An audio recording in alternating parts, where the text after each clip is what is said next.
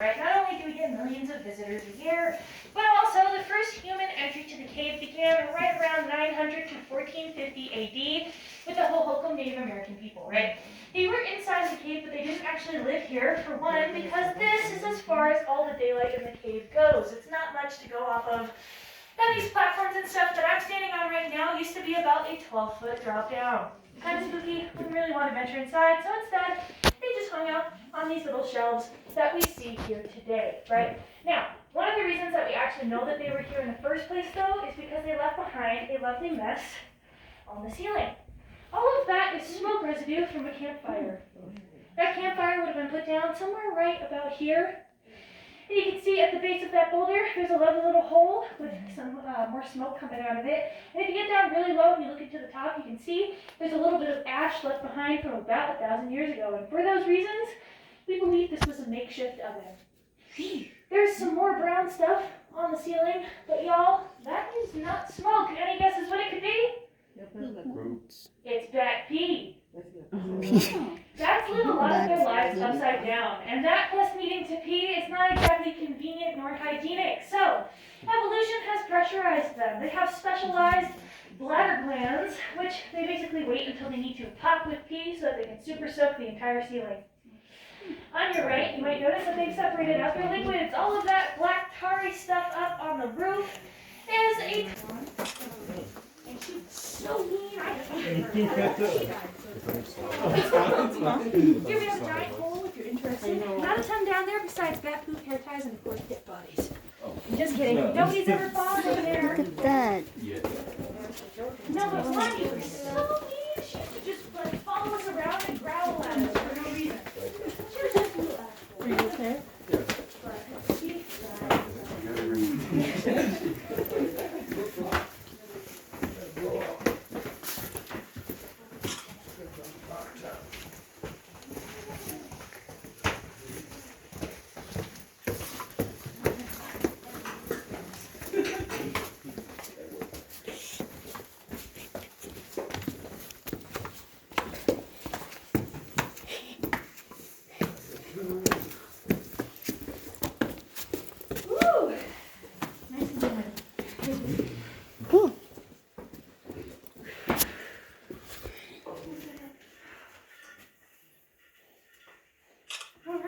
Hey. This is the drapery room. Actually, no, what am I saying? This is the crystal forest. What? We call it that because we have a lovely upside-down forest of formations on the ceiling. Oh my All of these are stalactites. Oh, we got a few more coming through. Sorry about that. Hi, y'all. I was just explaining some of our formations. On the ceiling, the dudes hanging down are stalactites. Good way to remember it. If they're hanging from the ceiling, they're hanging tight. That smells smelly. Yeah. Too bad. Woo! I'll have us just kind of on this half of the room. Try and fit as much as you can in here. It doesn't have to be sardines, but we'll try and get everybody to be able to see. That's 6, 8, 10.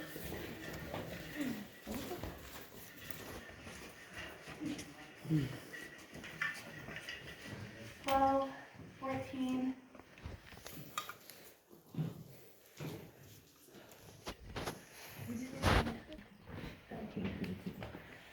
Cool. I have one more. No. Okay, cool. This is the drapery room, and we call it that because we have drapes. All of this is flowstone and dripstone like we saw in the previous room, except that all grew from the ground up and that didn't happen here. Instead, this big crack in the ceiling is one of the cave's major fault lines. We have 23 inside of our cave system, but this one hasn't been active in about 25 million years, so don't worry too much. We also haven't had an earthquake in here in so long that nobody was even around to be able to record it. But essentially, hard water seeped in from the top of the crack, kind of like what you get in your shower, right? So if you left your shower running for thousands of years, you'd end up with something like this. That is basically what happened here. And in between the sheets, something strange happened as it grew. If you guys want to come up one at a time, starting with you guys, we'll go all the way around the room. You're going to stop right about here, look straight up, you will see complicated boogers. They kind of look like little nose hairs. Oh, look, kids' boogers. Give me a phone. These are essentially called stalactites, right? There's basically like little nose hairs. What happened here is there's a tube of water that runs through these formations caused by hydrostatic, right?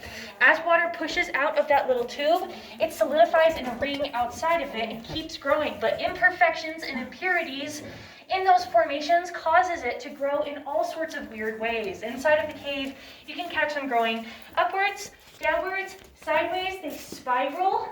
And in other parts of it, you can even catch them growing into a circle, into each other and themselves. And how does it happen? We simply just don't know. Except that we do. There's nothing we do. It's just weird physics, you know? Boogers, yes. Also hear a lot of people talking about teeth, corn chips, and mutant tacos. I hear that one pretty much every day. I think nose hairs is the most accurate though, honestly. And then we'll end up having everybody kind of on the left side of the room here. Yeah, isn't that gnarly? Oh, wow. Just wicked, right? Yeah. But as you guys can see, faluted. Oh yeah, I was like, what is faluted? So as you guys can see, we have a lot of strange beauties inside of our cave. And if you guys want to kind of keep going around to that wall, I'm going to shine my light over here, so I just don't want to blind you. All right.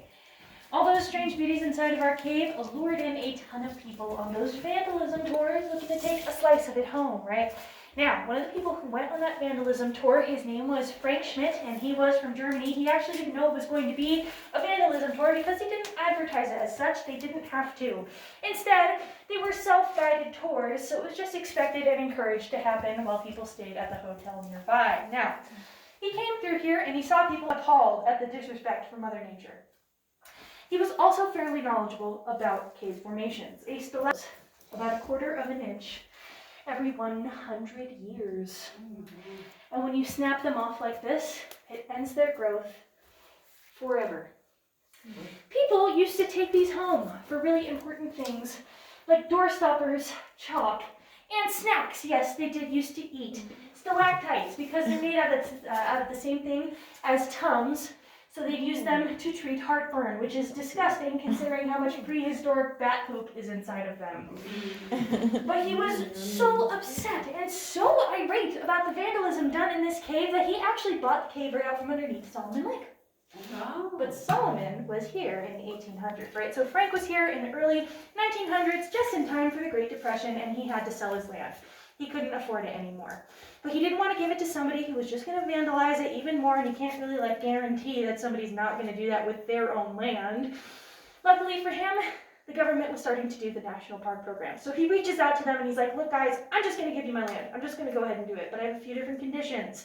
I want to live here with my family and be the caretaker of the cave. I want to put in some floors because we don't have any yet, and dang, it's bad.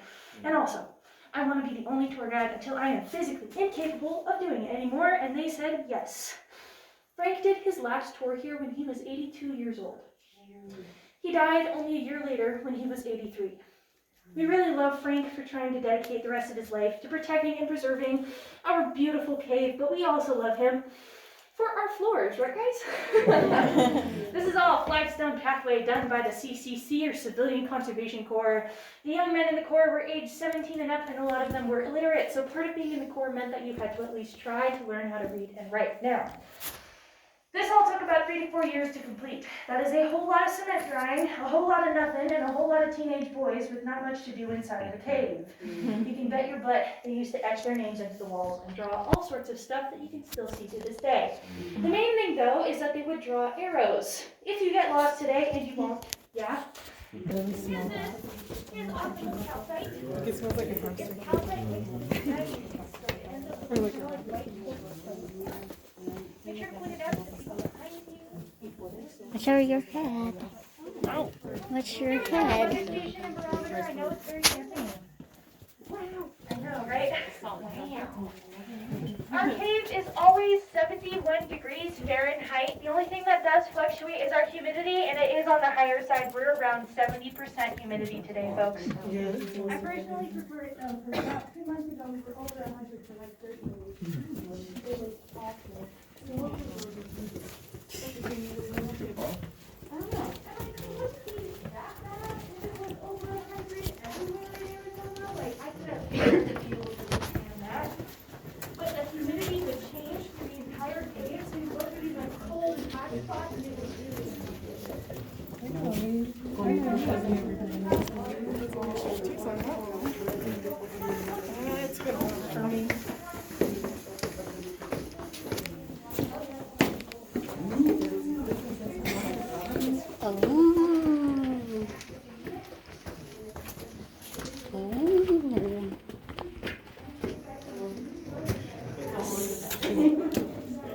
Alright.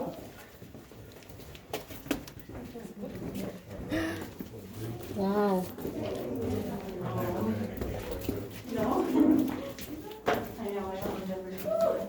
It's okay. It's a cryptid fetus snack, you know? You guys want to scooch up just a little bit more, actually, so I can see if everybody's here. Okay. My glasses always fogged up. The fog, man. Oh my god, look at up there. Oh. Two faces. Everybody. Almost. We're here. Well, I'm waiting for them to come back. Thank you. Okay, so y'all, in this next section, the walls get pretty tight. This is the tightest part of the tour. I just wanted to warn you because if you're feeling claustrophobic,